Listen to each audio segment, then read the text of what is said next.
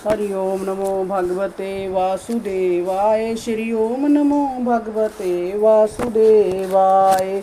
बिना वेद ब्रिज की कल्पना भी नहीं कर सकते थे। वह सभी अपनी अपनी लाठियां लेकर वन की ओर चल दिए। बलराम भी उनके पीछे चल पड़े। वह सभी कालिया दह के तट पर पहुंचे तो वहां का दृश्य देखकर सभी भयभीत हो गए। उन्हें ग्वाल वालों से वास्तविकता का पता चला तो वह और भी अधिक घबरा गए। बलराम जी ने उन्हें समझाया कि कृष्ण को कुछ नहीं होगा, वह उतावली ना दिखाएं। परंतु कुछ लोग तो भय के कारण वहीं मूर्छित होकर गिर पड़े। कुछ व्याकुल होकर रोने लगे और हाय तौबा मचाने लगे। गोपियों का तो और भी बुरा हाल था। वह सभी श्री कृष्ण के प्रेम में पागल हो चुकी थी।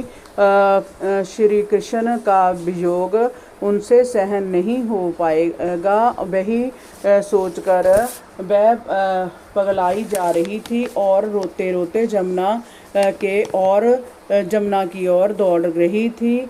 बलराम जी बड़ी मुश्किल से उन्हें रोक पा रहे थे। माता यशोदा तो जमुना में कूदने के लिए बार बार अपना हाथ नंद बाबा के हाथों से छुड़ाने का प्रयत्न करती, पर नंद बाबा उन्हें बड़ी कठिनाई से रोकते और आश्वासन देते। वह स्वयं भी पागलों के समान रोए जा रहे थे। उनकी आंखों से अश्रुओं की झड़ी लगी हुई थी। परीक्षित उस कालिया नाग के शरीर से बंध जाना तो श्री कृष्ण की मानवीय लीला मात्र थी। पर जब उन्होंने देखा कि ब्रज के सभी नर नारी अत्यधिक व्याकुल हो रहे हैं तो वह पलक झपकते ही उस कालिया नाग के बंधनों से बाहर निकल आए। नाग ने श्री कृष्ण के अद्भुत पराक्रम को देखा तो वह अपना फन पानी से निकालकर सीधा खड़ा हो गया। कृष्ण ने उसकी पूंछ पकड़कर उसके फन पर छलांग लगा दी और उस पर वह नाचने लगे। वह दृश्य देखकर देवगण आकाश से पुष्प वर्षा करने लगे और मृदंग बजाने लगे। परीक्षित कालिया नाग के 100 सिर थे। भगवान श्री कृष्ण के चरणों की धमक से उसका सारा क्रोध समाप्त हो गया और भयानक विष बह गया।